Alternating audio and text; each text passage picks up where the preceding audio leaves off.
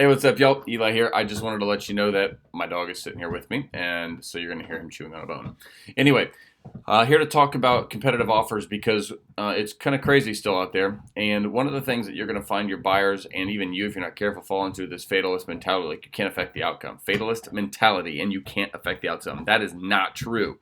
Oh, it just wasn't meant to be. Baloney. And maybe it's some of my personal beliefs in there a little bit, but I don't believe in this just wasn't meant to be reality. No, listen, I wouldn't have married my wife had I not proposed to her, and I couldn't have laid around going, "Oh, well, it just wasn't meant to be." No, I had to propose. I had to do something to affect the outcome. Okay, so when a buyer's kind of heading down that path, say, "No, no, our goal is not that we can't affect the outcome and what will be what will be. Well, our goal is to make the best possible offer that we can or are willing to make." We want you to go to bed tonight sleeping well, knowing you did your best. We don't want you to wake up tomorrow morning mad at yourself because you should have offered more because you could have. You were just trying to get a deal because there's no such thing as get a deal right now. The deal is that you win and the other 20 buyers don't. So that's the first one is make sure that you're doing the best you can so you wake up in the morning knowing that you did your best and whatever they decide is okay, right? You did your best. That's the goal. That's what we ask of our kids. That's what I ask of you. You do your best. And then the other option is make sure you're not offering so much. You're giving away the farm at such a level that you're actually waking up the next morning sad that they said yes to your offer. That one is super uncommon, but it does happen. It's similar to buyer's remorse, but it's just overextending yourself. We overpaid for the house.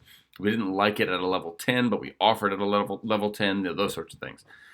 But that's the first thing. Don't subscribe to the fatalist mentality. We couldn't, what will be, or that we couldn't affect the outcome, and it just wasn't meant to be. It wasn't the house for us. Baloney. If it's not the house for you, then don't offer on it. Right? That's my take on it. But do your best. Match your desire. If you're a level 5, 6, 7, 8, 9, 10 out of 10, fine. Then let's match with the offer, so that we are then able to sleep at night, able to wake up in the morning feeling good about what just happened, whether we won or lost. We did our best and we did what we were willing to do, but only what we were willing to do. So that's one thing. Cash also is not as powerful as our buyers think. They're like, "Ooh, we're cash buyers. We're Dave Ramsey all the way." I love Dave Ramsey. I love cash. But when you walk into a car dealership, guess what? They actually want you to finance with them because they make more money. The finance department is the second biggest money maker in a car dealership. Service, finance. Those are the two top things. Service is the top, finance is the second one. So when you walk in and buy cash, they're going, "Crap, we could have made more money on another buyer." So same thing here, or not same, but similar, where we think cash is powerful and it's not. Listen, when you walk in with a 190,000, heck, let's just do this, $200,000 list price, and you offer 200,000 as a cash buyer, the maximum the seller is going to get is $200,000. The minimum your buyer is going to pay is $200,000. It's all set in stone. Great. But there is no safety net for a cash buyer of an appraisal, which is why cash buyers are a little more timid to offer huge numbers because there's nothing to catch their fall. I've jokingly said for a long time that why not just offer $1 million on these $100,000, $200,000, $300,000 houses? Because when the appraisal then comes in low, we do the appraisal gap and it's over because we know it's going to come in low at that point. Well, when you offer $250 on a $200,000 house with a $10,000 appraisal gap, okay,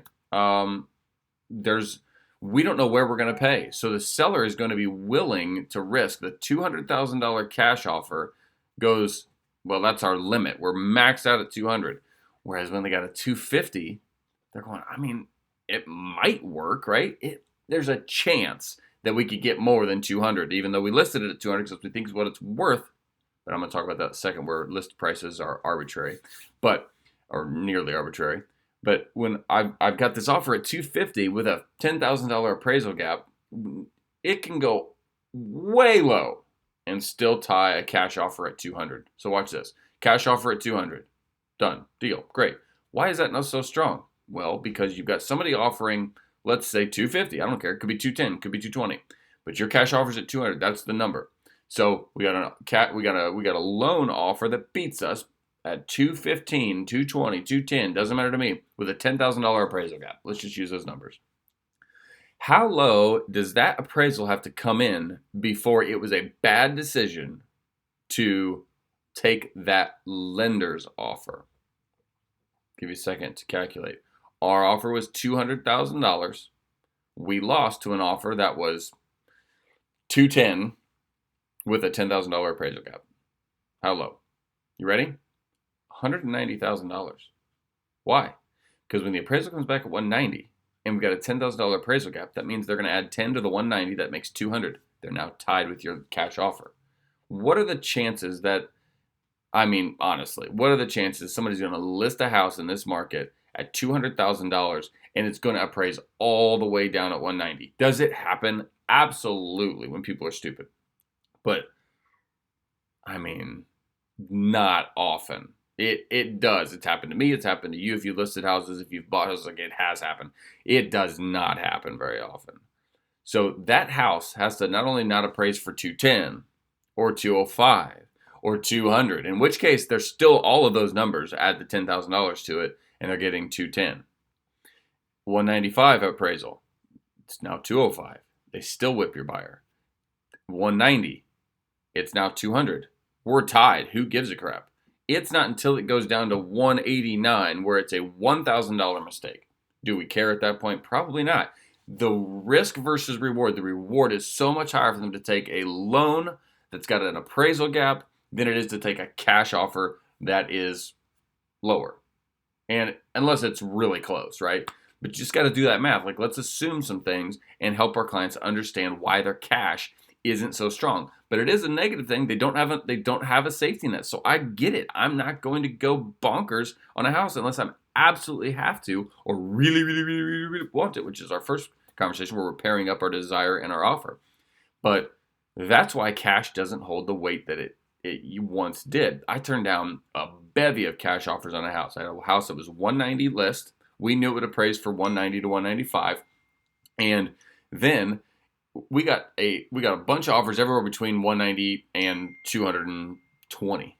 We took the 220. We got lots of cash in there. This was a 220 with a loan and a $20,000 appraisal gap. So let's say we had a cash offer at 210. Same issue. It had to have appraised all the way down to 190 because of the $20,000 appraisal gap before it tied. We knew it was at least going to be 190. That was not even a question mark. We had exact comps in 190 to 195. So that's kind of the big deal, is factor in an appraisal gap and watch how your cash offer gets weak. Final thing, asking prices are arbitrary. People are like, I'm not paying more for asking. Listen, that's a terrible principle. That is dumb. It just doesn't make any sense. If I put my house on the market, it's $350,000. If I put my house on the market for $5, are you telling me you're going to live and die on this stupid principle that you're not going to pay over asking? That makes no sense. You're going to offer me $5 for this house when I've got thousands of other people offering me everything between here and $500,000? Like, come on. Don't fall into that trap. Use that exact example. So hold on. I get it. I understand. It seems a little weird because of what we're used to back 5 years ago, 10 years ago, 20 years ago. But if this house was on the market for, and pick a silly low number, it's a $200,000 house. If it was on the market for $100,000, would we only offer $100,000? Well, no. Okay, well then let's not really worry about the asking price. Let's offer what you think it's worth to you. Try to do it without looking at the asking price. You can help them look at the comps. You can help them look at the payment they can afford, but do not look at the asking price. That is dumb. That is a great way to get a search started. That's a great way to land in the right people's searches. But there's been plenty of times I've put a house, I'm getting ready to do one. Like, it could be a $150,000 list price, but I know it's probably worth more like $155, $160. We're not really sure, right? It's all kind of a range. So I'm just going to list it at $150 so I can get the most buyers possible looking at it and create a bidding war. Woo! That's what we're all living through. So we're trying to create, this is an auction. This is not like you and the seller show up and we negotiate and offer and counteroffer and counteroffer and counteroffer and arrive at a conclusion. Occasionally. But no, you're not going to get a counteroffer. You just got to show up. You're at an auction, you get one bid. You got to make it count. That's how it works. And what they set their starting bid price at an auction has no bearing on where it ends up selling at. That's called a starting price. That is what list price is. It is a starting price. And you can go up from there. Of course, it can go down. Of course. But you're going to have to wait for it to be on the market like 2 weeks before they go down. Anyway, asking price is arbitrary. It's not really arbitrary by the definition of the word, but it's darn close, and there's alliteration in there. I think it's called assonance when it's vowels. But anyway, our asking price is arbitrary. It is the starting bid, it is the opening bid price of an auction. Most of the time, like 99% of the time, it goes up from there. So that is the start. Imagine this house was priced at $1. What would you offer? That's our question.